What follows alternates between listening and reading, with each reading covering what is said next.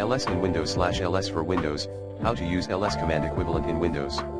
In Windows, the equivalent command to the ls command in Unix/Linux is dir. The dir command is used to list the contents of a directory in the command prompt. Here's how to use it.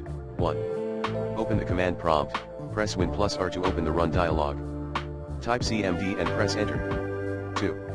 Use the dir command followed by the directory path you want to list. Dir directory underscore path, for example, dirc:\users \your username \documents 3. Press enter to execute the command.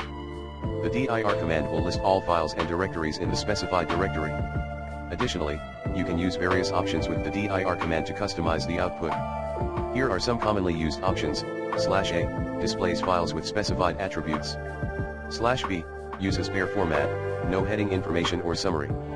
/s displays files in specified directory and all subdirectories. /w uses wide list format. /o specifies the order in which files are sorted. You can combine these options with the dir command as needed. For example, dir/a/w. This command will list all files in the current directory and its subdirectories in a wide format, including hidden files.